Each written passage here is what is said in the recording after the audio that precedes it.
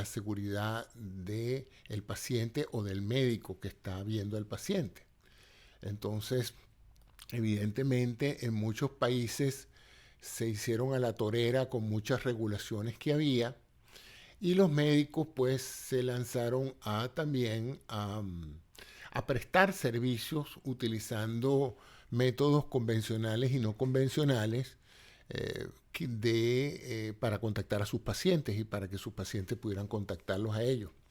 Sin embargo, estamos prontos, espero, a volver a la normalidad en términos de la prestación de servicios y evidentemente van a quedar los hábitos adquiridos durante este año y medio que se ha usado extensamente la telemedicina. Para darles una idea, a nivel de lo que se estima en Estados Unidos, la telemedicina no representaba más del 10% de las transacciones de consulta pagadas y todas estas eran a través de instituciones, es decir, uno teleconsultaba con el médico que uno ya tenía asignado a, en una institución, un hospital o una cadena de servicios médicos, ya uno conocía al médico, ojo, ya los pacientes habían tenido contacto con sus profesionales y simplemente los actos telemédicos pues se realizaban por conveniencia de ambas partes, pero no había problemas de identificación y certificación, autenticación que llaman aquí en los Estados Unidos, ¿no?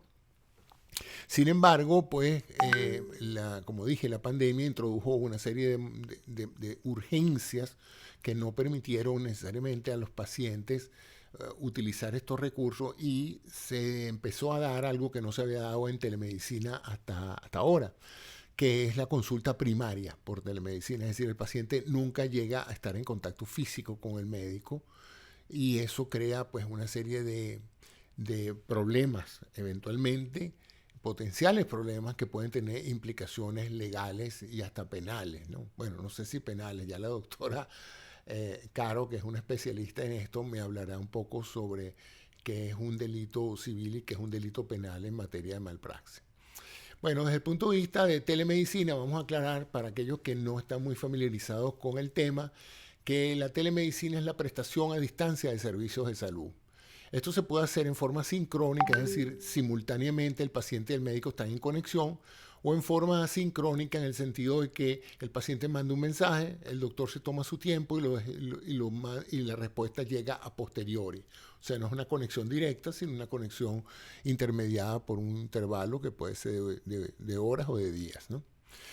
Desde un punto de vista del tipo de telemedicina, podríamos clasificarlo básicamente en cuatro tipos, pues. Los de medicina preventiva, donde el médico hace recomendaciones de salud a pacientes que están sanos para evitar que se enfermen.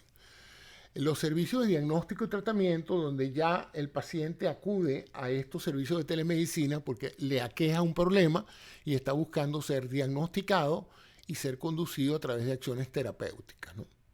También se incluye dentro de los servicios de telemedicina aquellos que tienen que ver con la investigación científica, llamaríamos la telemedicina científica, que básicamente pues, consiste en la evaluación o la utilización de los datos a distancia para fines de trabajo científico, investigación y pruebas clínicas. Y finalmente también se incluye dentro de la telemedicina aquellos servicios de tipo educacional, es decir, educar a los pacientes para aumentar pues el ámbito de prevención de enfermedades y otros inconvenientes. Entonces eso es lo que se llama telemedicina. Es en realidad una extensión a distancia de todo lo que hacen normalmente los médicos en su actividad.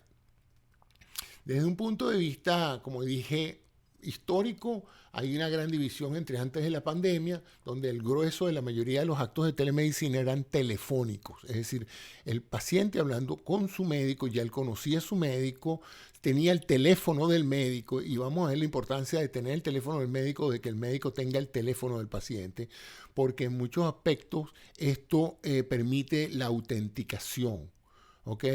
De hecho, una de las formas, digamos, de verificar que quien lo está llamando es su médico es la utilización del Caller ID, Es decir, la identificación telefónica donde está acreditado que el médico o está en su lista de contacto o viene de una institución que se anuncia en la lista telefónica. Esto es importante porque, como ustedes saben, ha aumentado estratosféricamente las estafas.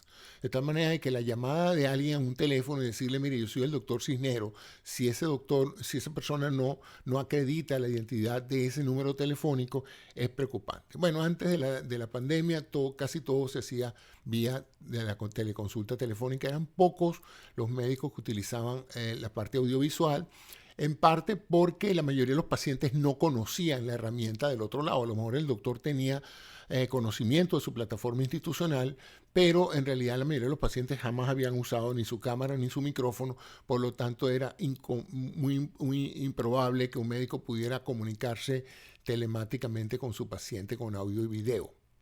La interconsulta por audio y video era más entre profesionales, que también es parte de la telemedicina, la interconsulta profesional.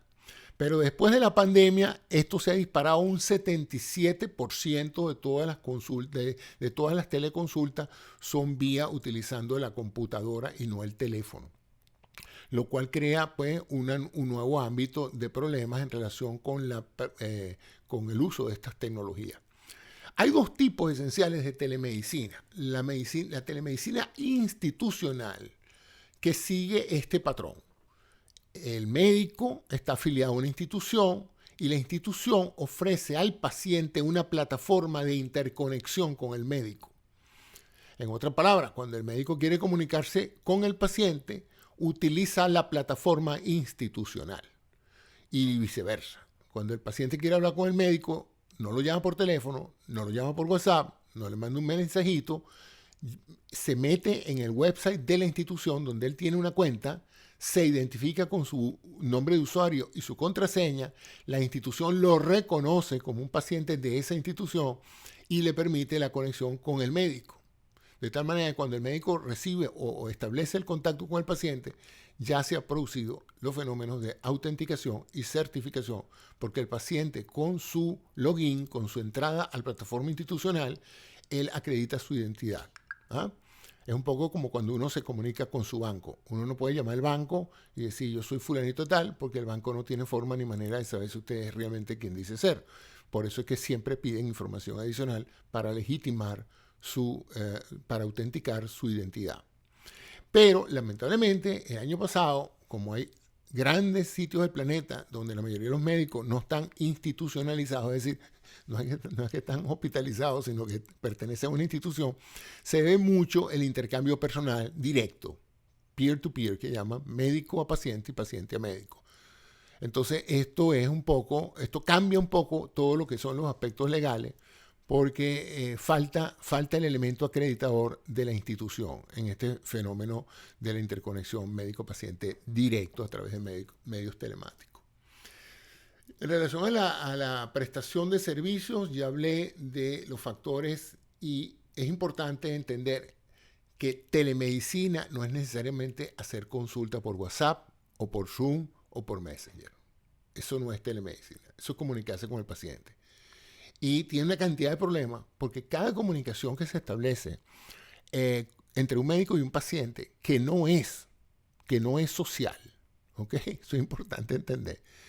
Está normatizado por legislaciones de ejercicio profesional y de comportamiento ético, ¿ok? Entonces hay ciertas cosas que uno no puede hacer con los pacientes. Si lo va a llamar como amigo es otra cosa, pero si lo hace como médico, hay ciertas cosas que son prerequisitos en esa interconexión médico-paciente, porque tengo que recordarles que la telemedicina es un acto médico, con implicaciones legales y éticas. ¿Cuáles son las obligaciones generales en casi todos los países para poder hacer telemedicina? La primera es llevar una historia médica. Uno no puede simplemente atender una llamada Zoom, escuchar a un paciente, emitir un juicio sobre el problema que se le está planteando, recomendar una medicina o un estudio paraclínico y simplemente colgar el teléfono y seguir viendo televisión.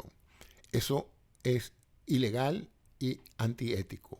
Uno tiene que registrar el contenido y la sustancia de ese acto médico en una historia médica, y en muchos países esa historia médica tiene que ser o escrita o electrónica. ¿Ok? Y cualquier problema legal, lo primero que va a preguntar los abogados de ambas partes es dónde está el registro de ese acto médico, qué pasó en ese acto médico. Y si usted no tiene documentación de qué pasó en ese acto médico, bueno, prepárese porque ya violó la ley, ¿no? Luego, otra de las obligaciones de la telemedicina es la protección de los datos.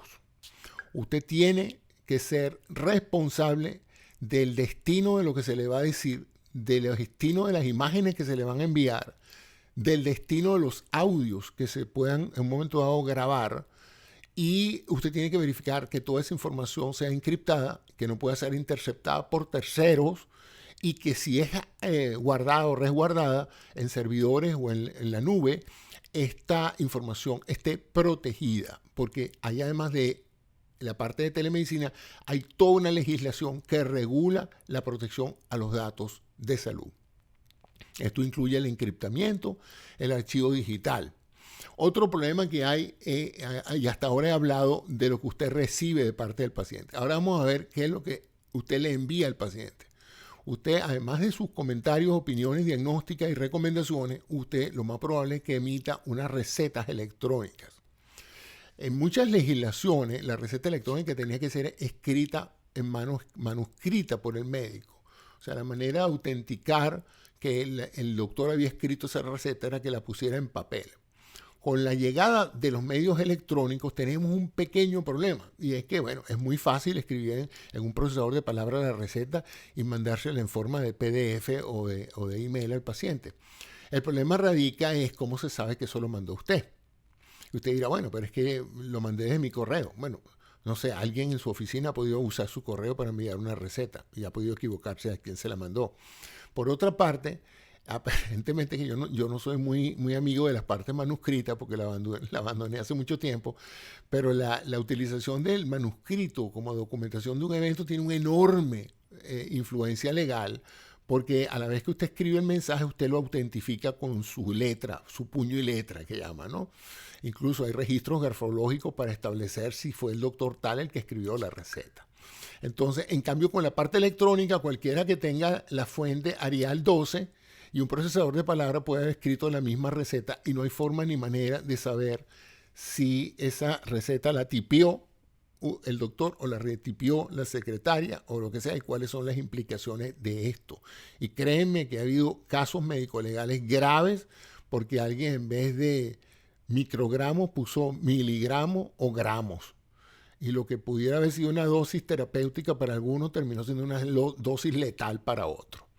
O sea que el cuento de la receta es más complicado que el simplemente hecho de mandar tantos miligramos de tal medicamento, ¿no? Entonces hay que hacer una receta electrónica que incluya eso, la verificación de quién escribió la receta, por el hecho que para poder hacerla necesita meter su nombre de usuario y contraseña, de manera de que el paciente esté seguro de eso. Y eso es válido tanto para las recetas que abordan fármacos como para las que abordan procedimientos.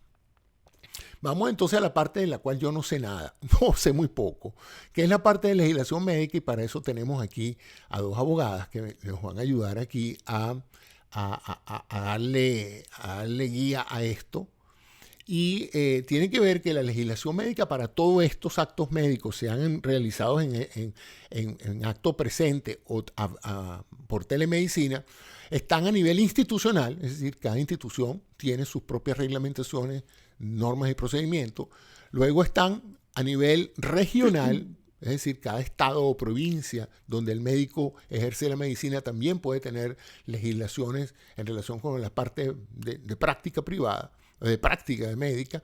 Luego las legislaciones nacionales, que ya son a nivel de país. Y finalmente las internacionales, donde hay una cantidad de acuerdos internacionales que privan sobre normativas locales y tienen que ver usualmente con la parte ética, ¿no? Entonces, bueno, yo creo que con esto he querido darles un margen de cómo esto se materializa actualmente. Es importante que dentro de estos aspectos de tipo legal está el factor certificación profesional. Está certificadamente la persona para prestar servicios médicos. Eso es importante porque muchas personas entran a websites de dudosa procedencia, no certificado, ven una foto de un doctor, el doctor José Cisnero, pero ¿cómo sé yo que ese señor es doctor? Porque el hecho de que esté en un website, cualquiera monta un website. ¿Ah? Cualquiera pone una foto y cualquiera se identifica como doctor. ¿Hay alguna manera de que el website verifique que el doctor es quien dice ser? Y si es así, ¿qué garantías puedo tener yo de que las personas que están a distancia prestando un servicio son quien dicen ser? Y se compromete esa plataforma de website, por ejemplo, qué sé yo, médicosimpáticos.com, tiene 28 médicos allí, yo los veo, una página web muy bonita, las fotos de los individuos se ven increíbles, hay unos currículos increíbles, cada uno manifiesta una especialidad, pero ¿cómo sé yo que todo eso es verdad y no una estafa? Y todos estamos familiarizados con y websites fraudulentos donde prácticamente uno entra y parece un banco y resulta que no es ningún banco, ¿no? Entonces está esa parte de la certificación profesional, la parte de la protección de datos, como dije, en muchas de estas transacciones, además de la información médica, usted tiene que dar su tarjeta de crédito, su información de identificación personal del país, sus datos sobre su fecha de nacimiento. O sea, hay una cantidad de datos que hay que proteger, porque si caen en manos inescrupulosas pueden representar violaciones a la ley, ¿no? Y dentro del área de la prestación de servicios, bueno, aquí vemos una cantidad de problemas con respecto a la forma en que se está prestando la telemedicina ahorita. Yo les preguntaría a algunos de los que se han atrevido a esto, a hacer consulta así espontánea, por medios de este tipo, si antes de hablar con el paciente le han hecho lo que se llama un consentimiento informado. Le han explicado al paciente la naturaleza del acto médico, la jurisdicción donde cualquier queja se va a manejar, información relacionada con el uso de la información que se va a obtener del paciente. En cierta forma, bueno, es el mismo cumplimiento del consentimiento informado que se realiza cuando uno va a una consulta personal, pero en este caso hay que hacerla también a nivel de telemedicina. Como dije, la parte de la receta y la firma digital, eso hay que contemplarlo antes de empezar a hacer telemedicina y explicarle al paciente pues, los términos específicos de la relación médico-paciente que se establece en estos casos cuando uno no está en presencia directa del paciente. Entonces, todas estas cosas tienen que ser informadas al paciente como un recurso legal. Entonces hoy me acompaña la doctora Elena Caro, ella es abogado colombiano, especialista en mala praxis médica, y la doctora Joana Moreno, abogada española, quien también le pedí, pues es una mujer que conoce mucho el marco legislativo europeo, y les pedí entonces que me acompañaran hoy a hablar de estos temas que usualmente la juventud médica, y digo la juventud médica, toda aquella persona menor que yo, esa juventud médica, lamentablemente a veces en su entusiasmo de usar estos recursos y de atender a esa enorme cantidad de pacientes que se han ido a otros países a trabajar o a emigrar por diferentes razones, se ven en la necesidad de servicios médicos y hoy pues pareciera algo sencillo. Bueno, si ya lo ubicaste en otro país, ¿qué tiene de malo que yo me comunique con esa persona y acuda a solicitar un acto médico? Y hasta ahí, mientras la parte se maneje socialmente como una consideración entre amigos, pues no tiene mayor problema. Pero cuando se maneja con personas que uno no conoce, pacientes que uno nunca ha visto o médicos que uno no sabe si son médicos, es importante tener entonces todas estas consideraciones. Entonces voy a invitar a la doctora Moreno para que ella me dé un marco de información en relación a cómo se está manejando esto en la Unión Europea. Bienvenida, Joana. Bueno, buenas tardes, Cisneros, y buenas tardes a toda la sala. Y qué interesante que trates este tema aquí, ¿no? Ahora que estamos tan digitalizados en todos los servicios que se están prestando y la medicina, naturalmente, pues no podía quedar fuera de ese marco, ¿no? Fíjate que cuando me planteaste la posibilidad de participar en esta sala, pues he estado mirando a nivel estadístico cómo ha podido responder la sociedad española y un poco también la sociedad europea a los servicios de telemedicina, porque al fin y al cabo en este último año y medio nos hemos visto casi obligados, por no decir obligados, 100% a recibir los servicios médicos a través de medios, de canales digitales o de canales telemáticos, ¿no? Y es cierto que he recibido con sorpresa la estadística cuando he estado consultándola en varias fuentes, que España precisamente es uno de los países que encabeza a nivel de la OCDE la prestación de servicios médicos a distancia, de telemedicina, y que curiosamente también se ha recibido, bueno, pues con agrado dentro de las circunstancias, evidentemente, por la población, ¿no? Sí es cierto que si echamos una visión, que he estado repasando el código deontológico de la medicina en España, es cierto que hace una reserva, ¿vale? Aunque digamos con cierto grado aunque sea obligatorio el código deontológico, bueno, pues hace como una especie de reserva para que no sea totalmente taxativo el sí o el no. Y es cierto que se dice que, bueno, que la prestación de la asistencia sanitaria no debe ser exclusivamente sin contacto directo con el paciente, ¿no? Sí para apoyarse en un diagnóstico previamente ofrecido, pero no de manera exclusivamente telemática, a colación de lo que tú habías también comentado antes. Y sin embargo, bueno, pues curiosamente este último año y medio hemos conocido desafortunadamente muchos casos de pacientes que no se han tratado por lo restringido del acceso a los servicios médicos en los centros sanitarios en España, de muchos casos de enfermedades que se han agravado por el hecho de que su médico no ha podido tratar directamente con ese paciente, hacer un diagnóstico directo o al menos un diagnóstico lo más precoz posible para salvaguardar la salud de esa persona antes de que el estadio de una enfermedad pues dejara fuera de juego cualquier tratamiento médico e imposibilitara esta situación. Pero bueno, eso sí que ha pasado. Y en relación a lo que comentabas también, bueno, pues ¿qué pasa cuando tenemos una website en la que se prestan servicios médicos? Mira, aquí en España hay muchísimos, he estado también echando un vistazo de lo que había. Hay muchísimos portales ahora mismo en los que se presta este servicio, no solo por compañías privadas, sino que, como digo, bueno, pues se ha institucionalizado por los servicios bueno, por si no lo saben personas que sean de fuera, aquí en España las competencias sanitarias están cedidas a las comunidades autónomas, que las comunidades autónomas aquí en España son un camino intermedio entre lo que es el Estado centralizado y el Estado federal en Estados Unidos, para que os hagáis una idea, ¿no? Entonces aquí, bueno, pues cada comunidad autónoma tiene la facultad de regular pues su asistencia sanitaria de una determinada forma. Y aquí, por ejemplo, en Andalucía, que es el conocimiento más amplio sobre todas, todos los servicios médicos se han estado prestando de manera prácticamente exclusiva, a excepción de servicios de urgencia, de verdadera urgencia, se han venido prestando de manera telemática. Y ahora, a partir del 1 de octubre, aquí ya se ha abierto de nuevo la posibilidad, por la mejora de la situación sanitaria, al menos hasta ahora, se ha abierto ya la posibilidad de que volvamos a la presencialidad 100% a los centros médicos.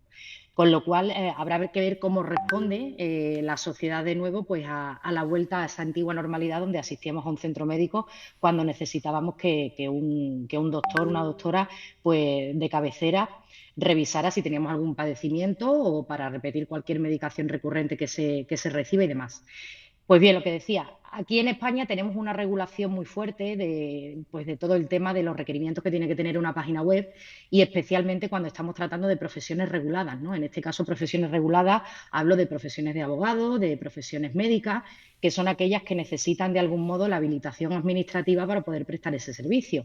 Pensemos pues que los médicos, al igual que los abogados, tienen que pertenecer a un colegio profesional, ¿vale? Tienen que tener su número de colegiado y atenerse al código deontológico obligatorio de la profesión, ¿no?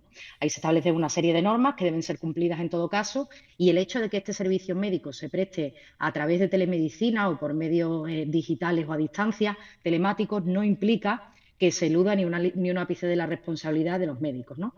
Pero sí es cierto que a mí me genera cierta inquietud, sobre todo poniéndome del lado de la medicina, me genera cierta inquietud pues en este periodo que ha transcurrido, pues esa sensación de inseguridad que sin duda habrán tenido muchísimos doctores y muchísimas doctoras cuando han visto que no podían atender presencialmente a sus pacientes y sin embargo se ven obligados a cumplir con un código deontológico que le dice que si usted de alguna manera está causando un perjuicio a ese paciente, pues puede incurrir en responsabilidad médica, ¿no?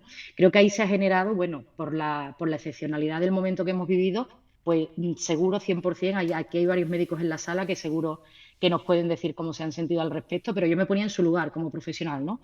Tengo por un lado un código deontológico que me da una serie de obligaciones en el cumplimiento de mi profesión. Por supuesto, todo juramento hipocrático y toda la responsabilidad que recae sobre los profesionales médicos que vais más allá de cuando estáis prestando vuestros servicios a una institución pública o privada, sino que sois médicos siempre, y la importancia que eso reviste de cara a la responsabilidad. Entonces, ahí, esa parte me ha dejado preocupada y en eso no puedo dar una conclusión porque me gustaría sobre todo escuchar opiniones médicos a ver cómo se sienten. Pero en definitiva, si queremos prestar aquí en España servicios de telemedicina, vamos a tener que cumplir con la que se llama la LSSI, que es la Ley de la Sociedad de Servicios de la Información y del Comercio Electrónico, y nos va a obligar en todo caso que siendo una profesión regulada como la de la medicina, yo tenga que informar como médico de cuáles son mis datos de colegiación, mis datos profesionales, decir desde dónde presto el servicio, si soy una sociedad profesional, decir que es una sociedad profesional y cumplir todos los requisitos.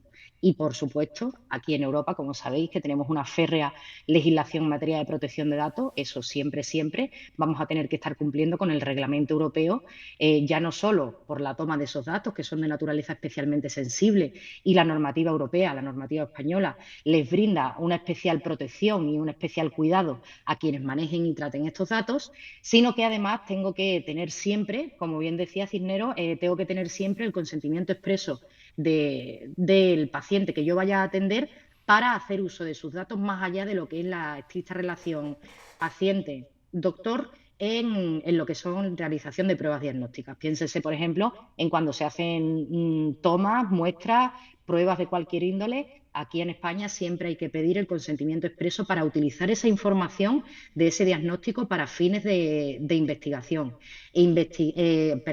y brindar la información de lo que voy a hacer y además poner negro sobre blanco que ese paciente en cualquier momento podrá retirar ese consentimiento sin ninguna repercusión para su persona. Así que así a grandes rasgos, esto es lo que os voy comentando por ahora y para no ocupar, que hay muchas personas que tienen muchas cosas interesantes que contarnos, por aquí me quedo. Muy bien, Joana, gracias por esa excelente apertura de todo esto. Te iba a preguntar en relación a la oferta en España de sitios web de médicos no españoles que no tienen Os ningún habéis tipo de... quedado callados, me parece. Sí, eso me ha dado la Y buenas, sensación. No sé si Ajá, Cisnero, disculpa, aquí está. gracias. Te quería preguntar, Joana, si hay algún tipo de advertencia o recomendación de la Comunidad Europea o en España para advertir a pacientes sobre las implicaciones legales de verse con médicos extranjeros vía telemedicina. ¿Hay algún tipo de preocupación local, por ejemplo, por un website basado en el Perú, en México o en Estados Unidos, que por vía bueno, del Internet ofrezca servicios de telemedicina a ciudadanos europeos o en particular españoles? Pues mira, José Antonio, aquí en Europa, precisamente como existe la libertad dentro del marco de la Unión Europea de prestación de servicios profesionales, ¿vale? Aquí se supone que puedes prestar servicios en cualquier país de la Unión Europea, establecer empresas en cualquier país de la Unión Europea. Sí es cierto que Europa ya se ha preocupado de hacer una directiva, y te hablo de una directiva del año 2011, ¿vale? Que no es reciente, o sea, que no es fruto de las circunstancias actuales, donde se regulan este tipo de relaciones transfronterizas entre ciudadanos de la Unión Europea y profesionales médicos establecidos en cualquier país, ¿no? Nosotros aquí a nivel europeo tenemos una tarjeta sanitaria que se le pide a la Seguridad Social y te la envían de manera inmediata por si tenemos que viajar a cualquier país de la Unión Europea, de manera que se me identifique como ciudadana, en mi caso española, ¿vale? Que estoy asegurada por la Seguridad Social española y que si a mí me sucede algo ya no en Reino Unido, iba a decir Reino Unido, ya no, si me sucede algo en Alemania, me sucede algo en Francia o en cualquier país dentro de la Unión, pues que me pueda atender los servicios sanitarios como si estuviera en mi propio país, ¿no? Y que no se establezcan ningún tipo de brecha en la prestación del servicio entre un nacional del país donde me encuentre y yo que venga, por ejemplo, de España y esté en Alemania y necesite la prestación de esos servicios. Entonces se ha homogeneizado mucho ese tratamiento para que básicamente cualquier ciudadano sienta la misma seguridad y tranquilidad de ser atendido en cualquier país de la Unión que en el propio Estado miembro al que pertenece. Muy bien, muy bien, gracias, Giovanna. Buenas tardes, buenos días, doctora Caro. ¿Cómo está usted, Elena? la doctora Elena Hola, muy Caro. buenos días, ¿cómo están? Bien, me complace mucho que estés aquí, Elena. Bueno, quería escuchar algunas de las consideraciones que tú tienes en base a tu experiencia como abogada especialista en mala praxis médica en relación al caso colombiano, ¿no? Cómo está manejando Colombia la telemedicina, bien sea dentro de su frontera, y cómo ve los colegios médicos o la parte legal de la injerencia de prestadores de servicios médicos a través de la telemedicina. Una pregunta que yo quiero que tenga un poquito en el background, ¿será que Internet es como una jurisdicción aparte? ¿Será que los linderos de los países para efectos de ciertas legislaciones no afectan las comunicaciones por Internet? Eso sería interesante, ¿no? Porque cada vez que pienso en un médico extranjero, todo lo que tiene que hacer para poder ejercer a nivel español o europeo, pero por Internet puede perfectamente celebrar consultas psicológicas, psiquiátricas o de cualquier tipo que no requieran el contacto directo con el paciente, y no sé hasta qué punto eh, se está infringiendo de alguna manera alguna legislación en el momento en que uno acepta ver un paciente en un país donde uno no tiene jurisdicción para el ejercicio de la medicina. Elena, adelante un poco con el caso colombiano, y si tienes alguno en particular que crees que sea útil mencionar, pues me encantaría escuchar tus comentarios. Bueno, me parece muy importante aclarar inicialmente la diferencia entre telesalud y telemedicina, porque la usan de manera indiscriminada para describir, piensan que son sinónimos y que describen lo mismo, entonces quisiera hacer la aclaración. Voy a hablar lógicamente del caso colombiano. Antes de la pandemia en Colombia no estaba regulada la telemedicina ni la telesalud. A raíz de la pandemia del coronavirus, el Ministerio de Salud se vio obligado a regular realmente la atención médica a distancia. Lo primero que tenemos que aclarar es qué es telesalud y qué es telemedicina. Entonces, la telesalud es el conjunto de actividades relacionadas con la salud y los servicios y métodos médicos que se llevan a cabo en distancia con ayuda de tecnología de información y telecomunicaciones. Y la telemedicina es una modalidad de la salud, de la telesalud, perdón. En esta ya vamos a hablar de la atención realizada a distancia por profesionales médicos que utilizan tecnología de información y comunicación para intercambiar los datos. Okay. También los objetivos de la telesalud y la telemedicina son diferentes. Por ejemplo, los objetivos de la telesalud en general son las de mejorar el acceso a la salud de las personas que por alguna condición física o geográfica no tienen el acceso directo a un médico primario y, y que este médico pueda continuar con la atención clínica desde principio hasta fin. La salud pública y la educación para la salud también están incluidas ahí, mientras que la telemedicina es la que se encarga de celebrar las juntas médicas orientadas a la salud, el teleapoyo o la comunicación directa con los pacientes, por un lado. Por otro lado, estamos hablando de la regulación en Colombia con la práctica por las instituciones extranjeras, que esta es la pregunta que usted me hacía. Bueno, vamos a aclarar algo. En Colombia, para poder ejercer la medicina, un médico tiene su registro médico con un número. Ese registro médico le da la capacidad de ejercer la medicina en cualquier rincón de Colombia, a diferencia de Estados Unidos, donde es por estados y cada médico se acredita para ejercerla en un estado. En Colombia es en el territorio nacional completo. Estos médicos, entonces, cuando se gradúan y tienen todos los requisitos, tienen un registro médico con un número. Este registro médico es público. Cualquier persona puede ingresar con el número de registro médico o con el nombre completo del doctor y verificar que sí sea un médico que esté acreditado en Colombia para ejercer la medicina. En cuanto a la, en cuanto a la práctica de telemedicina por instituciones extranjeras, sí puede efectuarse si la institución que está ofreciendo el servicio en Colombia tiene un prestador de servicio de salud debidamente habilitado en Colombia. O sea, un médico en España, si no pertenece a una institución que tenga una clínica, un consultorio en Colombia, no puede ejercer telemedicina en Colombia. Y pues lógicamente, esta institución debe cumplir con todas las normas del país y tiene que ser hecha en castellano. Y la historia clínica tiene que quedar registrada en castellano, no puede hacerse en otro idioma. En el caso particular de Colombia, a raíz de la pandemia, los médicos tuvieron que, para poder ejercer la telemedicina, tienen que presentar una solicitud al Ministerio de Salud en Colombia donde los autorice a prestar el servicio a distancia. Si no tienen, y lógicamente a la hora de establecer el contacto con el paciente está en todo el derecho de pedir esta autorización que expidió el Ministerio de Salud, autorizándolo a él a ejercer la medicina a distancia.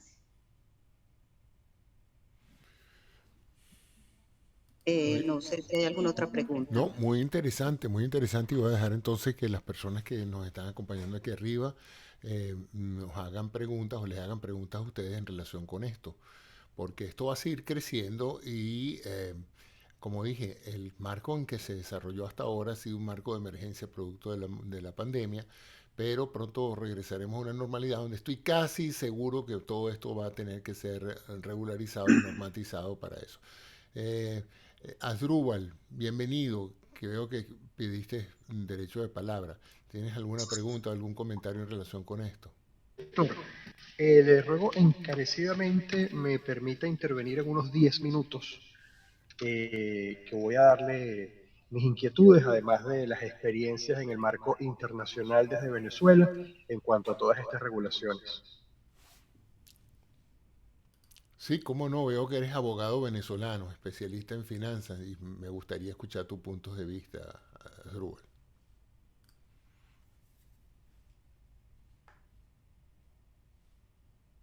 Asdrúbal, ¿me estás escuchando? Te dijo que necesita 10 minutos, José Antonio. Yo pensé que era que quería 10 minutos. No, no, Bueno, no, que las necesita de vamos margen. a darle el pase a Oscar Cedeño, un colega venezolano médico, gran amigo y bastante involucrado y entusiasmado con las áreas de telemedicina. Bienvenido, Oscar, buenos días.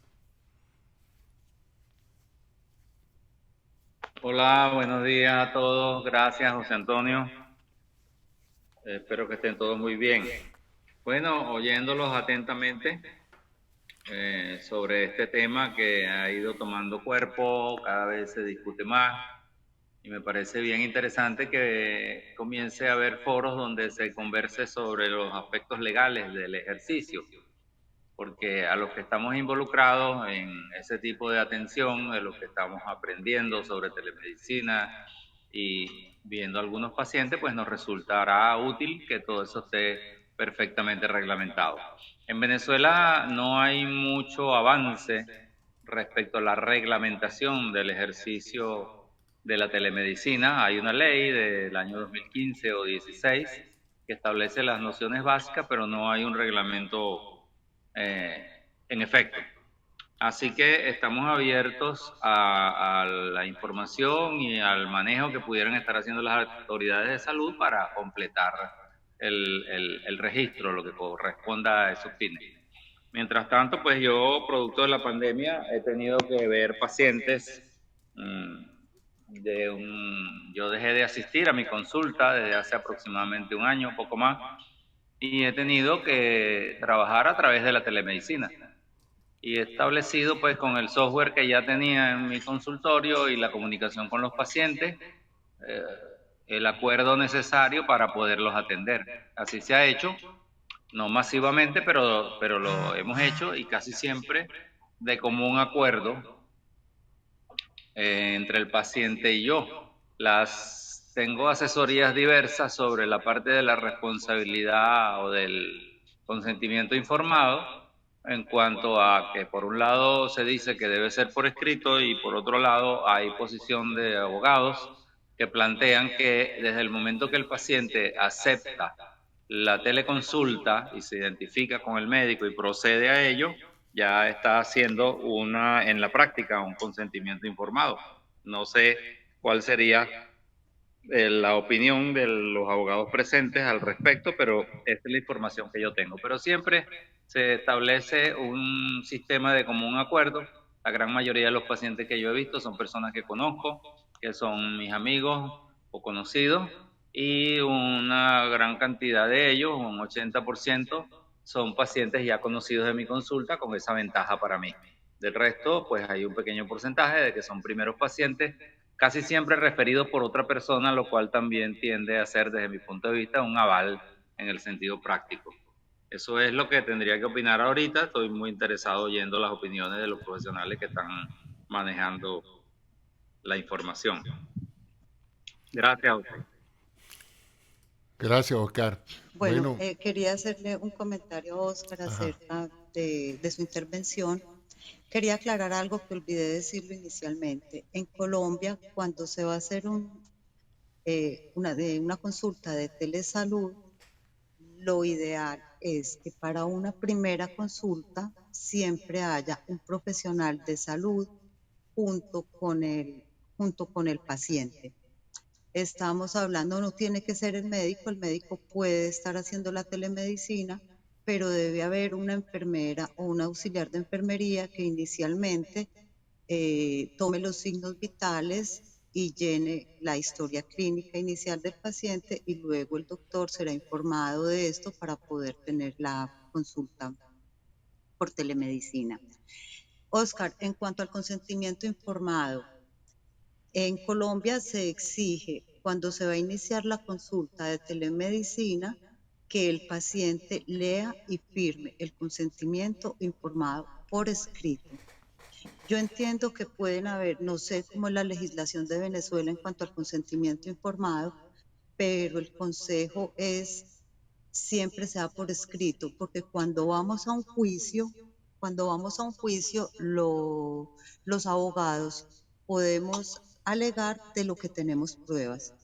Y como sabemos nosotros, pues las palabras se las lleva el viento. Tú puedes decir que sí, el paciente puede decir que nunca se le informó de los riesgos del acto médico, entonces no vamos a tener cómo probar que sí existió un consentimiento informado. Realmente entonces es importante escrito porque tenés la prueba como respaldo de que el paciente sí conocía los riesgos del acto médico. Interesante eso. Joana, ¿tienes algún comentario al respecto? Bueno, pues aquí a nivel de la Unión Europea, como decía, el tema de la protección de datos ahora mismo eh, requiere de mucha formalidad en cuanto al cumplimiento de los requisitos de protección de la información. Es cierto que para una consulta con el médico normal y corriente, bueno, pues ahí eso está totalmente legitimado el médico para recabar la información necesaria, pues para hacer un diagnóstico del padecimiento de la persona que está atendiendo. Pero en el momento en el que nosotros empezamos a hacer pruebas diagnósticas, siempre se tiene que recabar el consentimiento informado del paciente, donde se le diga qué prueba se le va a hacer, cuáles son las necesidades que tiene que cubrir antes de esa prueba. Hablo, por ejemplo, de un ayuno, pues de una dieta blanda, etcétera, etcétera. Lo que usted tiene que hacer antes de someterse a esta prueba. Le explico la prueba en lo que consiste, cuáles son los posibles efectos secundarios, incluso el más extraño que a usted se le parezca, y si vamos a hacer algún tipo de prueba en la que se vaya a extraer algún tipo de tejido al paciente, etcétera, siempre hay un consentimiento diferente para que el paciente diga si consiente o no que esa muestra o esos resultados de diagnóstico sean utilizados para la investigación médica y científica. Todo eso tiene que quedar recogido por escrito y firmado por el paciente. En caso de ser menor de edad o persona incapacitada judicialmente, tendrán que hacerlo sus tutores legales, pero eso siempre tiene que constar de manera obligatoria. Y, por supuesto, el tratamiento de los datos, ¿no? Si estamos haciéndolo a través de Internet, siempre vamos a tener que mostrar la información sobre quién soy, para qué estoy tratando sus datos, qué datos suyos necesito y qué uso voy a hacer después. Muy importante. Si voy a hacer cesión de esos datos a terceros, ya sea de manera obligatoria, porque alguna legislación me obliga a hacer ese tratamiento, esa cesión de datos de carácter personal. Pensemos, por ejemplo, en las autoridades sanitarias o pensemos, por ejemplo, en las autoridades fiscales, ¿vale? A nivel de impuestos y demás. O bien, si voy a hacer un uso adicional, pensemos, por ejemplo, un seguro privado, si yo voy a recabar los datos de ese paciente y necesito recabar el consentimiento, si puedo utilizar esos datos posteriormente para mandarle cualquier tipo de información comercial de la empresa o socios comerciales de la empresa. Todo eso hay que cumplir. Fascinante. Aurora, ¿cómo estás? Buenos días. Doctor, buenos días, ¿cómo están ustedes? ¿Cómo está todo la Gracias. audiencia? Aurora, ¿tú has hecho algún tipo de teleconsulta este año pasado? ¿Has acudido a algún médico por vía de internet para obtener de algún tipo de información, consulta o indicaciones médicas? ¿Has tenido esa experiencia? ¿Cómo no? Claro que sí. En Venezuela, a través de las compañías de seguro, sobre todo las que están internacionales, dicen cualquier molestia, te lo aclaran perfectamente, que tienes el número del cuerpo de médicos. Si usted tiene dolor de cabeza, llame a medicina preventiva y así va. Entonces, ¿qué hacemos en Venezuela? Por lo menos en mi caso. Llamo, inmediatamente me abren un expediente, ¿ok? Está escuchando a Elena que tenía que tener un asistente, pues no, a mí me ha tocado hablar directamente en Venezuela con el doctor y le digo, tengo esto. Y viene inmediato y me dice, bueno, ok, manda el tratamiento preventivo. Y de una le dice, doctor, ¿y tengo que ir a la clínica? No. Y ajá, ¿y cómo hago? Y si me siento peor, me vuelve a llamar. ¿Qué le parece, doctor Cisnero? Así ha sido mi experiencia. Y bueno, nada, como que dice uno, la patología no se incrementa y por eso no tienes que ir para la clínica. Una, una pregunta, Aurora. Por ejemplo, cuando tú has hecho una reconsulta, ¿te atiende el mismo médico? ¿Te atiende otro médico? ¿Y No, sientes tú no, para que nada, el que está de guardia, el que exacto. esté de guardia? ¿Y el que esté de guardia de alguna manera tiene algún recurso electrónico para saber quién eres tú y por qué consultaste antes? No, para nada. Por eso ¿Tienes que que le digo, volver a echar el cuento otra vez? ok, le tienes que volver a contar, mira, yo me estaba tomando, en mi caso yo tenía para aquel entonces una compañía americana, ¿no? Eso fue en el año 2015, todavía no estaba la pandemia. Entonces, a mí me dio fue exactamente una hepatitis A. Entonces yo llamo y le digo, mira, yo me siento mal, tengo estos síntomas. Bueno, no, tienes que tomar Atamel. Y yo, bueno, tomaba Atamel hasta que no aguanté el Atamel y sí me fui para la clínica, ¿ok? Y entonces me hicieron los exámenes y era una hepatitis. Y resulta ser que, bueno, me dieron el tratamiento correcto porque para la hepatitis no existe antibióticos ni nada. Y bueno, me dio tranquilidad. Después me cambié de compañía de seguro, me fui para otra que sentía mucho más de soporte, igualito, telemedicina. O sea, no tienes que ir a ninguna clínica, sino simplemente todo tiene que ser vía online, o sea, telefónico. Pero no tienes un doctor de cabecera. No lo tienes. Interesante, me causa mucha curiosidad porque el Atamel es un medicamento que en ciertas personas, a ciertas dosis, puede producir una hepatitis aguda mortal, ¿no? Entonces es interesante porque si a ella le hubiera pasado algo producto de esa indicación de Atamel para un problema hepático y algo bueno, indeseable hubiese pasado, ¿cuáles hubieran sido los recursos que hubiera tenido Joana o Elena en algún marco judicial para demandar a la entidad a la cual pertenece este doctor o directamente al doctor? Bueno, esto es un tema Especulando, por gigante, supuesto. es muy extenso. Voy a tratar de resumirlo lo más sucintamente. Primero, cuando hablamos de responsabilidad civil en general y de responsabilidad médica en particular, lo primero y más importante es el daño. Si yo voy a demandar, tuvo que haber ocurrido un daño. O sea, que el doctor se equivocó y me mandó el medicamento que no era y yo me pude haber muerto. Sí, se pudo haber muerto, pero no se murió ni tuvo ninguna consecuencia grave para su salud. Entonces ahí no estamos hablando de que podamos iniciar un proceso de responsabilidad médica. Entonces, lo primero que tenemos que tener claro es que hubo un daño. La responsabilidad civil como tal lo que busca es tratar de devolver las cosas a su estado inicial antes de que ocurriera el acto que causó el daño. Si no hay manera de devolverlo a como estaba inicialmente, pues entonces tenemos que resarcir los perjuicios por por lo que pasó. Lo segundo y más importante de todo es la historia clínica. La historia clínica se considera un documento privado de carácter público. Cuando me refiero de carácter público es al hecho de que una vez fue escrita ya no puede ser cambiada, no puede ser alterada. Lógicamente, el médico puede, a medida de que va evolucionando el paciente, ir anexando notas, pero él en este momento no puede llegar a alterar lo que escribió hace un mes o a decir, ay, me equivoqué, voy a cambiar esto. Esa es inalterable, ¿cierto? Irresponsablemente pienso que si uno accede a un sitio de salud y va a tener una revisión con un doctor diferente al que lo atendió primariamente, este doctor secundario tiene que tener la historia clínica porque necesita poder saber cuál fue la impresión diagnóstica del doctor inicial y cuál fue el tratamiento que sugirió en su momento o los exámenes respectivos. En cuanto a la demanda, lógicamente vamos a aclarar, voy a hablar del caso colombiano, no conozco bien la ley venezolana, pero en Latinoamérica en general todas las responsabilidades vienen desde el derecho francés, entonces la base es la misma, ya con las adaptaciones que cada país haya hecho. En cuanto a la demanda, vamos a aclarar que podemos demandar al médico en particular, a la institución que prestó el servicio, o sea, la clínica u hospital en la que se prestó el servicio y a la compañía médica. Cuando somos abogados podemos decidir demandar a los tres, demandar a uno o demandar a los dos de los tres.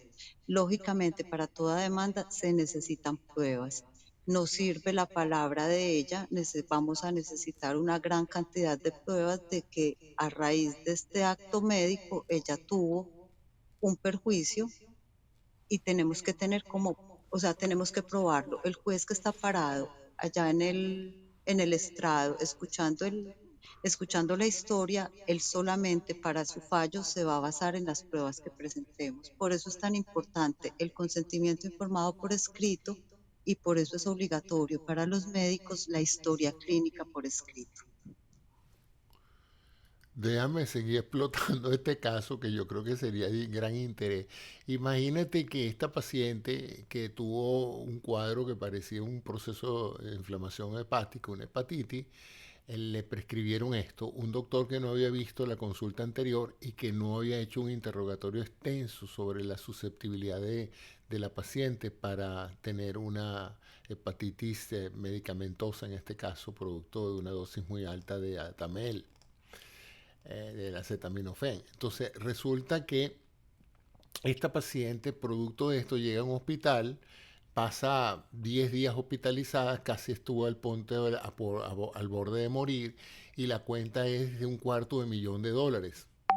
Y el médico que la trató en el hospital le dijo quién fue el incapaz que le prescribió a usted esto sin haberla examinado y sin haber interrogado sus antecedentes anteriores.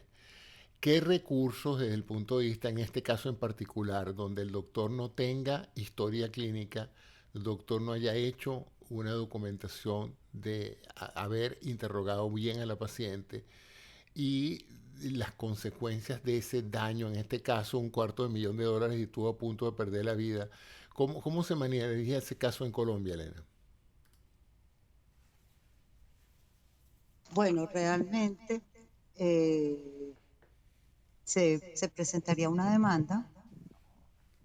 Cuando hablamos del daño, vamos a hablar de la responsabilidad civil. La responsabilidad civil, por eso decía que es un tema muy extenso, se divide en dos partes, que son el daño emergente y el lucro cesante.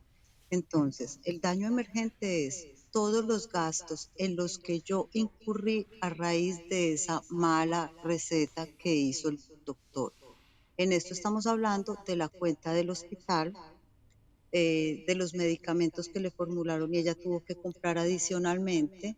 Estamos hablando de los costos del transporte para ella ir al hospital, para ella volver, o sea, todos los gastos que ella tuvo que sacar de su bolsillo para, para solucionar su problema, para mejorar su salud. El otro lado de la responsabilidad civil es el lucro cesante. El lucro cesante también habla de todo lo que ella dejó de percibir por esta negligencia que cometió este médico. Entonces, si ella estaba trabajando y normalmente ella se gana $100,000 a la semana y estos $100,000 pues ella no se los pudo ganar porque estaba en el hospital enferma, también están incluidos dentro de los daños materiales. Ahora, también tenemos el daño psicológico. El daño psicológico se divide en el daño psicológico personal y el daño psicológico familiar. Entonces, no solamente el responsable tendrá que resarcir el daño psicológico que ella sufrió, sino que tendrá que resarcir el daño psicológico que su familia sufrió al verla a ella enferma y todo lo que implicó el acompañamiento, la angustia de la mamá, la depresión del esposo. No sé si hay alguna pregunta, no sé si tengo que extenderme o aclararlo más.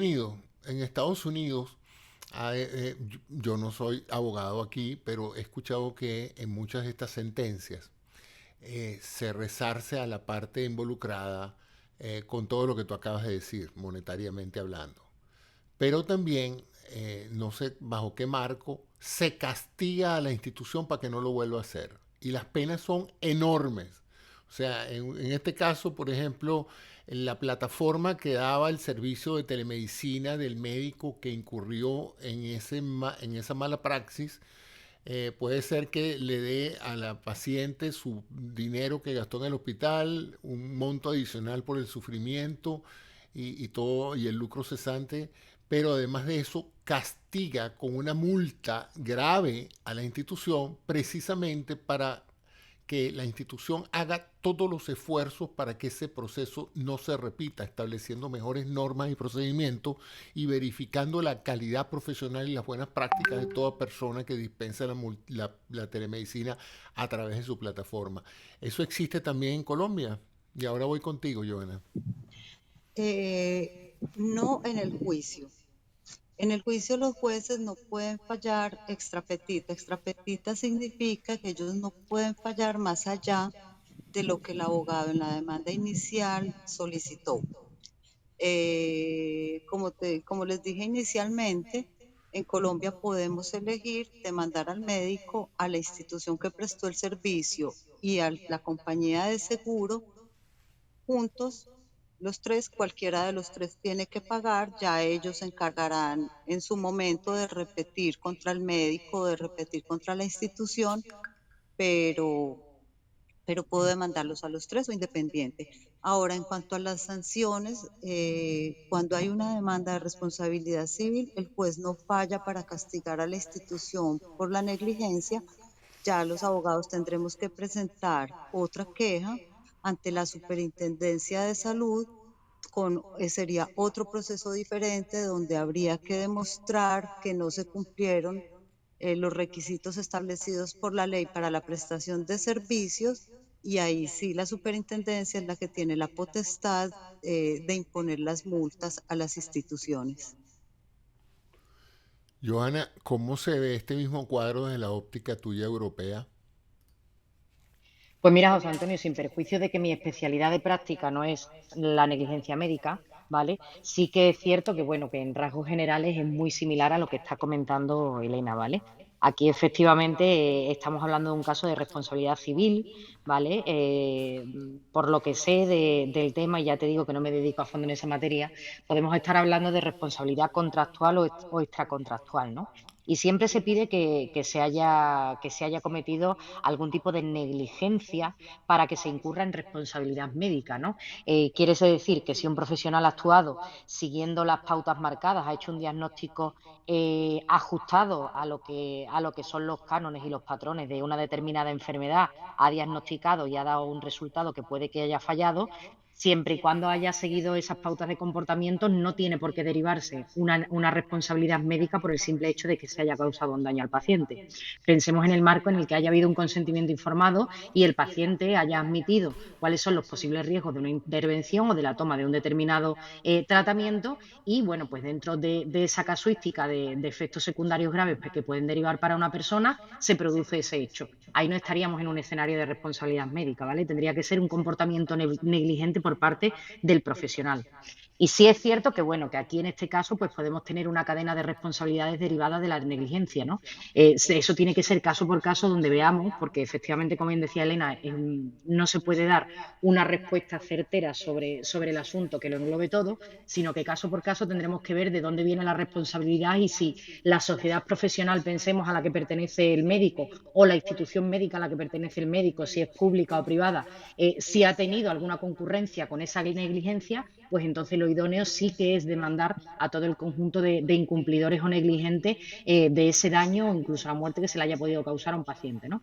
Pero a grandes rasgos lo que estaba comentando Elena, porque el tema de la responsabilidad civil es muy similar, ¿vale? Excepto en los países anglosajones, que quizás tiene otros matices mucho más diferentes, pero generalmente en la tradición cultural europea y en los países de Latinoamérica que tienen una tradición cultural jurídica en materia de responsabilidad civil similar, la solución que se da es prácticamente igual a como lo ha venido comentando Elena. Así que con su brillante intervención yo tengo un poco más que añadir. Gracias. Muchísimas gracias, Joana. Quería hacerles una aclaración que es importante para que la entiendan. Los médicos, jurídicamente existen obligaciones de medio y obligaciones de resultado. Los médicos no están obligados jurídicamente a obtener resultados.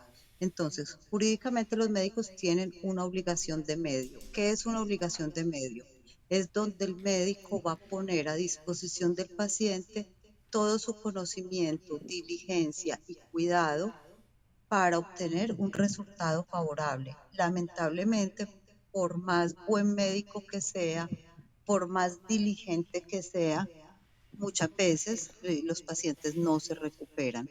Entonces, lógicamente, cuando estamos hablando de una demanda de responsabilidad contractual contra un médico, estamos hablando de que hubo una negligencia, no de que el resultado no se cumplió, porque si el médico siguió todos los protocolos y realizó impecablemente su trabajo, no hay ninguna responsabilidad de él en que tenía que garantizar un resultado satisfactorio.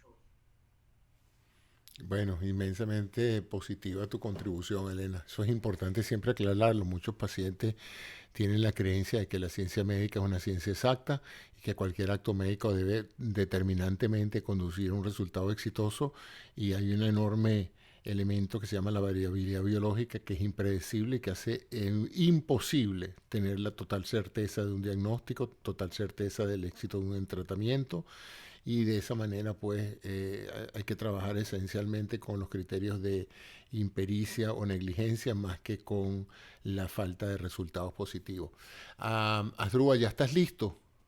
Sí, doctor Cisneros, Adelante. agradecido por la paciencia y el tiempo.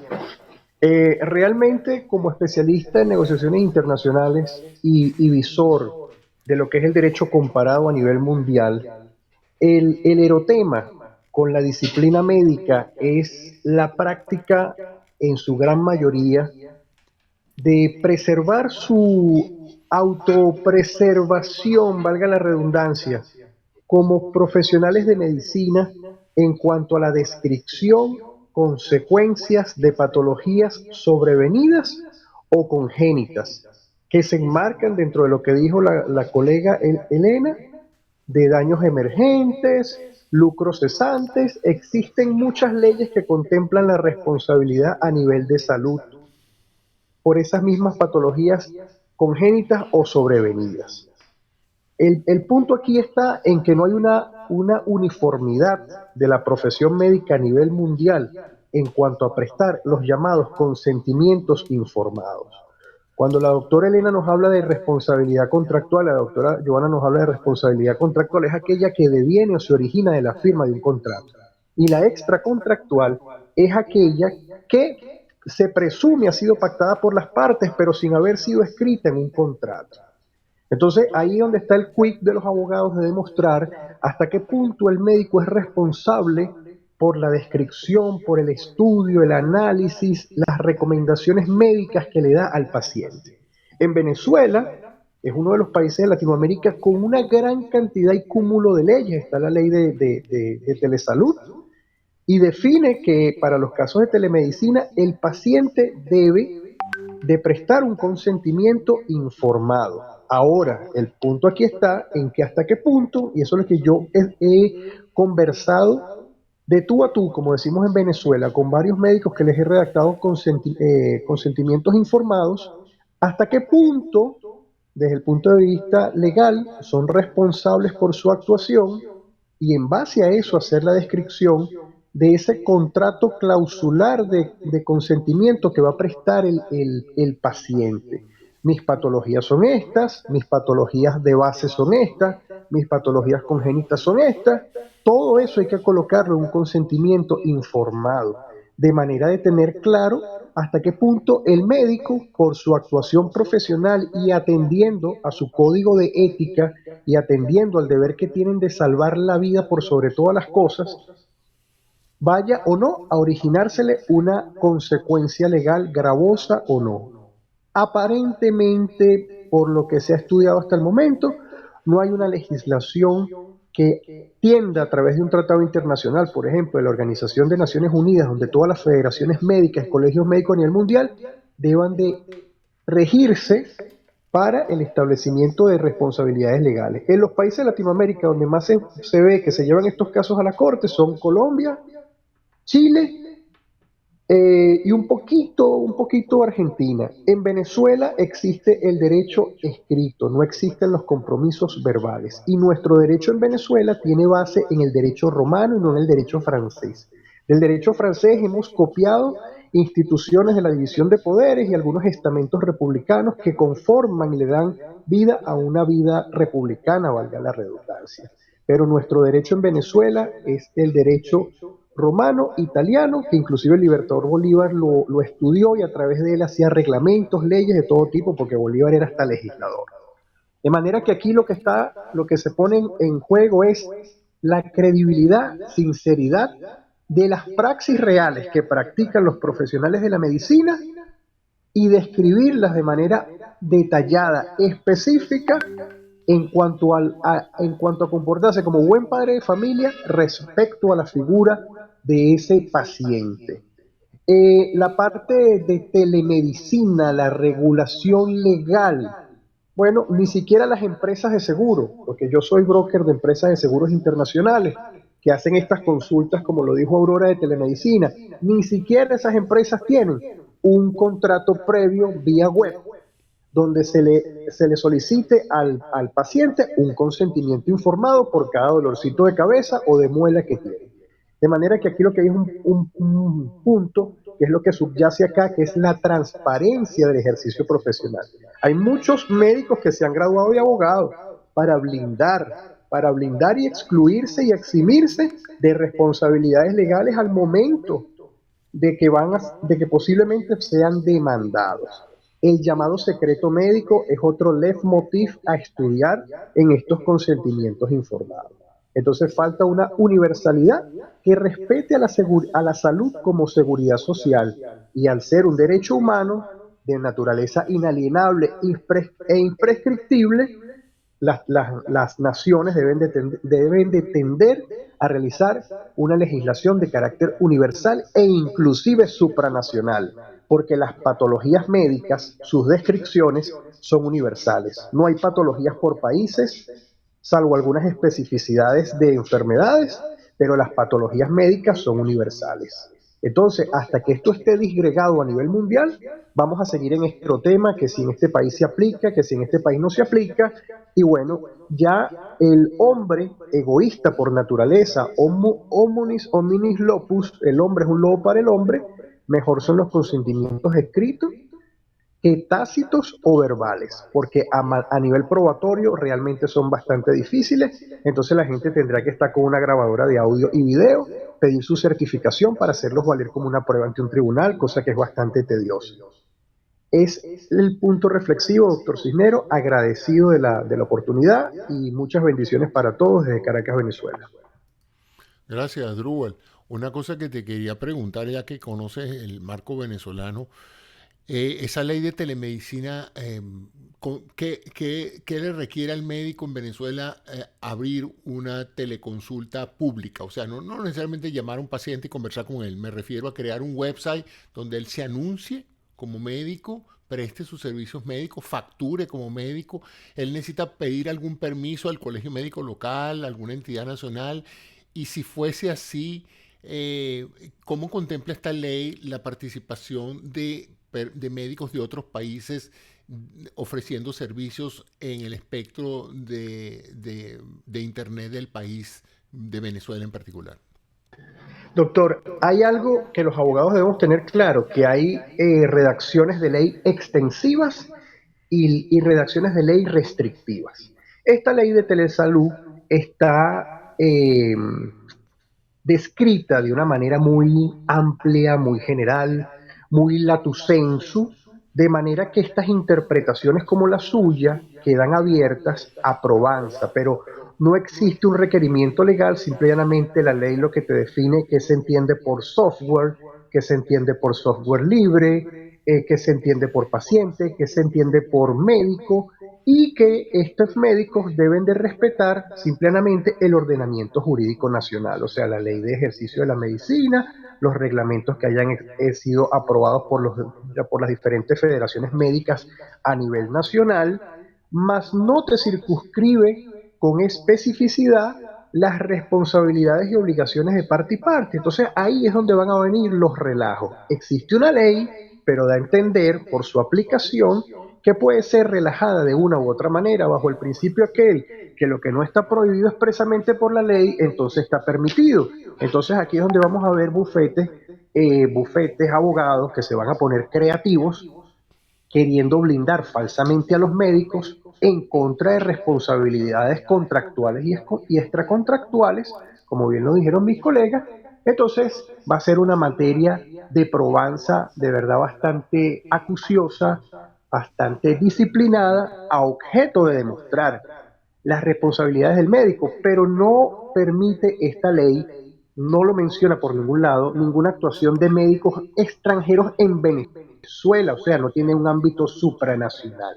De manera que cuando uno ve aquí en Venezuela que hacen ofrecimientos de cualquier tipo de cosas a nivel de telemedicina, telesalud, que son novedosas y que no están previstas por la ley, bueno, apliquemos la premisa, lo que no está prohibido expresamente por la ley, por principio general del derecho, pareciese que está permitido, hasta que se presenten los problemas con el profesional de salud, que puede ser muy reconocido y que de manera infalible y por su carácter, inclusive a veces tajante, puede decir, esto para mí se configura en tal patología y esto no tiene para mí derecho a contrarréplica. Entonces, cuando hay médicos que se mantienen en esa posición a ultranza de la definición encuadrada, encriptada de lo que es una patología, probablemente estos médicos también sean reacios a hacer consentimientos informados y probablemente cuando pase algún problema sobrevenido durante la operación o en la recuperación del paciente, en el corto, mediano, inmediato plazo, entonces ahí sí ponen a la gente a correr, a los asesores legales, para ponerlos a blindar cosas que no se pueden blindar. Porque hay principios que sí hay que tenerlos claros. ¿Cuáles son los principios que hay que tener clarísimos y que no pueden ser excluidos de este tipo de documentos? El respeto y la declaración expresa del médico al derecho a la vida, que es inalienable, imprescriptible, y de todos sus deberes que le devienen legalmente por las leyes de su profesión y las leyes de los organismos colegiados a los cuales está adscrito. Cuando un médico me garantiza eso, bueno, entonces ya vendrán más especificidades médicas a demostrarlas en una corte, en un tribunal. pero eso hay que tenerlo claro. Los contratos verbales en Latinoamérica no existen. Lo que se dan ese lujo son los países desarrollados, porque pareciese que el honor, la moral y el valor de la palabra tiene un valor altísimo. En Latinoamérica, lamentablemente, por eso es que dicen que el papel aguanta todo y mejor las palabras se las lleva el viento, como dijo la doctora Elena. Entonces, aquí estamos bajo un sistema a lo mejor arcaico, pero lo mejor es establecerlo bajo parámetros escritos. Inclusive las páginas web de los médicos, aunque no se lo soliciten, consultar con un especialista en negociaciones y todo este tipo de cosas para que le redacte un consentimiento electrónico informado, de manera que cuando se produzca cualquier eventualidad ya está relativamente o totalmente blindado en relación a estas responsabilidades contractuales o extracontractuales en el ejercicio de su actividad médica. Eso es lo que le puedo acotar, doctor. Muchas gracias, Drew. Quiero darle la palabra a Friederman Tovar, que es un consultor jurídico en protección de datos personales. Bienvenido, Friederman. Buenos días, gracias, doctor Cisneros. Muy complacido de participar en esta charla y escuchándolos muy atentamente a todos. Simplemente quería, pues como ha dicho el doctor, pues yo trabajo acá en mi país con temas de protección de datos y quería decir simplemente que en materia de protección de datos personales, ¿cierto? Independientemente de la actividad que ejerza cualquier profesional, es importante que previo a que la información del paciente, en este caso que estamos hablando de medicina, ingrese a esas bases de datos que tiene este profesional de la medicina, pues tenga el consentimiento o la autorización previa, expresa e informada para hacerle tratamiento a la información personal. Entonces aquí esto nos, nos, nos metemos aquí en un universo, porque una cosa es el tratamiento de los datos personales como el nombre, número de la cédula, correo electrónico, para estos casos de consulta médica, si el profesional o la clínica está apoyándose de sistemas de grabación en la teleconsulta o en la telemedicina, en lo que sea, entonces va a captar una información allí que aquí en Colombia la voz se considera un dato biométrico y la salud, como bien lo señalaba Johanna, perdón, es un dato sensible. Entonces, de una parte tenemos lo que es la autorización para ese tratamiento y más adelante, según la consulta y según la necesidad de este paciente, pues va a ser necesario y según el procedimiento, pues va a ser necesario una autorización para X o Y procedimiento que se vaya a aplicar de los datos sensibles que se están captando de este paciente, ¿cierto? Entonces todo esto es como una especie de filtro que va ingresando una información que va ingresando el paciente a la empresa o a la clínica que está haciendo el procedimiento. Y cuando va a aplicar un procedimiento intrusivo, muy intrusivo al paciente, ¿cierto? Pues entonces aquí se necesita de otro tipo de consentimiento. Entonces, esto lo señalo porque a veces podemos creer que solamente al inicio, al marcar el checkbox en la plataforma web, pues con eso ya estamos listos y ya podemos captar cualquier tipo de información.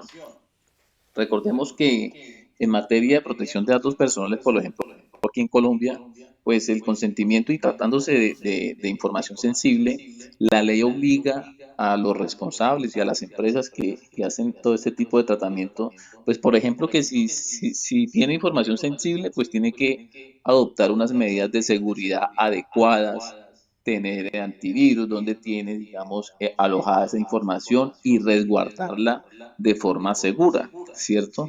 Entonces, fíjate cómo esos temas, eso es un universo, digamos, de cosas que se nos van juntando para que la labor del profesional, pues, de alguna forma quede blindada y no vaya a tener en el futuro consecuencias no deseables. Gracias, doctor Cisneros. Mi nombre es Friedman Tovar y he terminado. Gracias, Fiderman. Y quiero darle Hola, entonces José. la palabra a Itza, que subió y pidió su Ok. palabra. Buenos días, Isa. Hola, buenas tardes, doctor Cisnero. Buenas tardes a todos. Yo estoy muy atenta a lo que dicen en los aspectos legales. Siempre hay que estar actualizados, como dirían los médicos. Y pues nada, sigo por acá muy pendiente porque las personas sanas a veces pensamos más en la muerte, pero las personas que pasan por una enfermedad piensan en cómo vivir. Y pues aquí estoy, atenta, y muchas gracias por esta sala, doctor. Gracias, Itza. Adelante, Oscar, que creo que pediste la palabra. Sí, hola.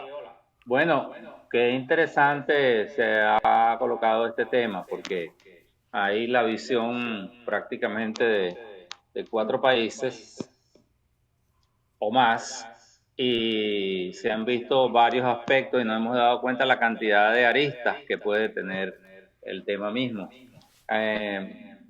Fíjate que lo del consentimiento informado, yo estaba por aclarar, es exclusivo para la consulta y para cada acto médico que deba realizarse luego. Si es una cirugía, si es una tomografía con contraste, y así sucesivamente. Pero yo creo que es muy importante que todos esos actos se debe dar no por sentado, pero sí por realizable muy probablemente, que el que está actuando es un profesional de la salud que ha demostrado su suficiencia, que hay un paciente que confía o no confía en él, y que la mayoría de las cosas que se hacen en el sentido profesional más cercano al bienestar del paciente. Entonces, bueno, las complicaciones existen, están allí, pueden presentarse, pero tampoco es lo más que sucede. No quería que sucediera, que quedara como que sí, de toda consulta hay o puede haber inevitablemente un acto, vamos a llamarlo ilícito.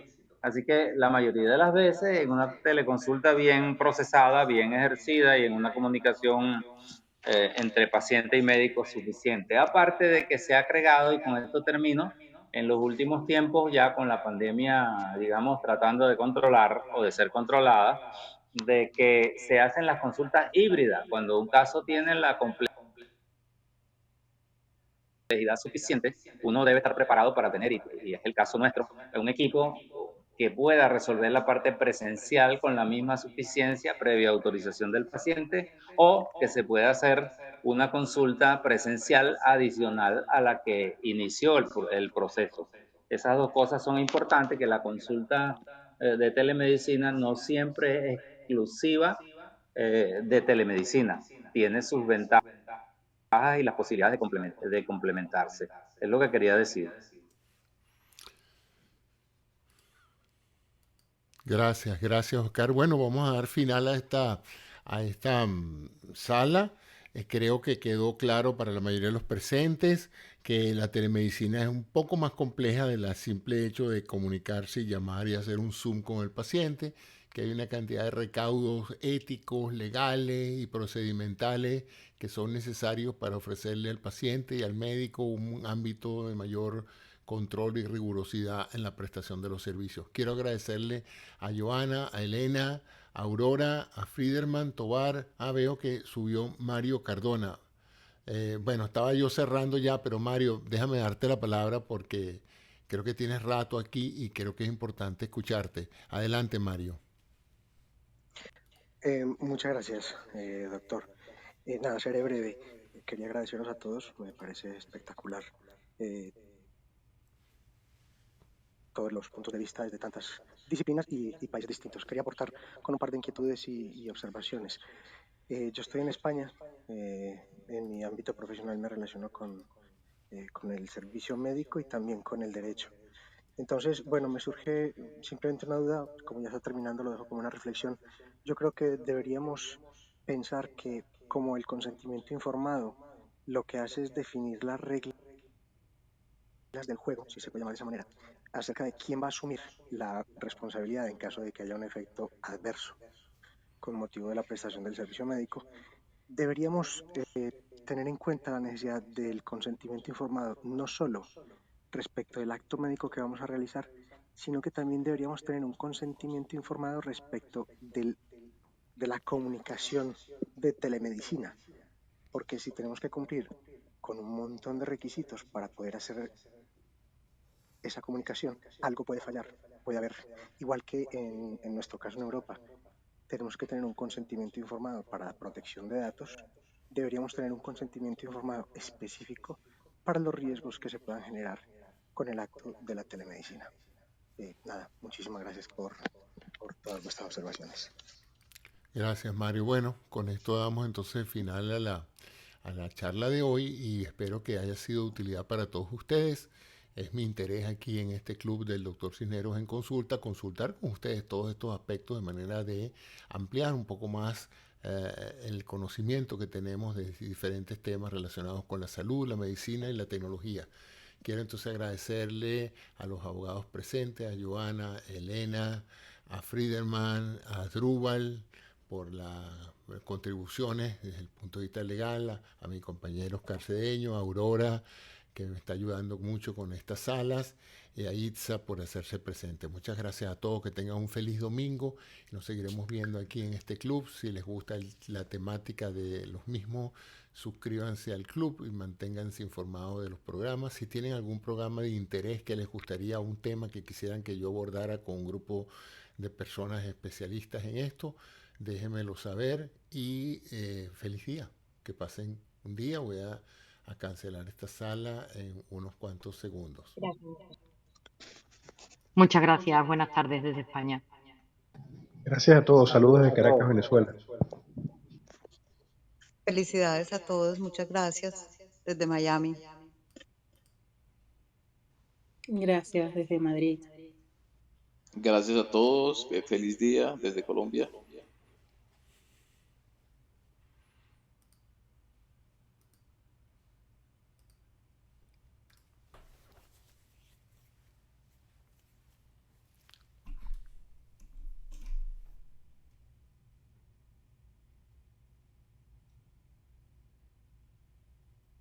¿Qué te pareció?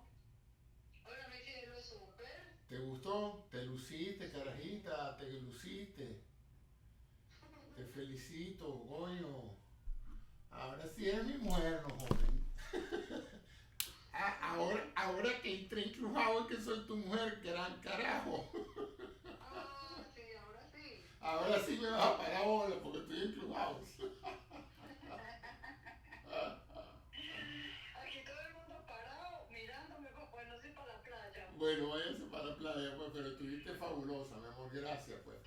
A ti también. Gracias porque de verdad que la sala quedó buena, creo que todo el mundo hizo contribuciones importantes, así que estoy contento, estoy contento. Un besito. Mire, ¿usted viene esta noche o usted también se va a jubilar hoy? Usted no tiene... Ah, ¿verdad que usted está de vacaciones? Ya te iba a decir, bueno, ¿y tú no piensas trabajar mañana? No, no pienso trabajar mañana y mañana tengo un programa de niñas. Ay, qué bueno, que se van a hacer las uñas, se van a hacer las uñas todas juntas. Tú sabes que eso hacía mi hija se iba con las amigas, se iban para una pedicura y pasaban una tarde entera todas con los pies ahí, con los pies parados, pintándose esa vaina. Hay que ver que las mujeres son bien ociosas, ¿no?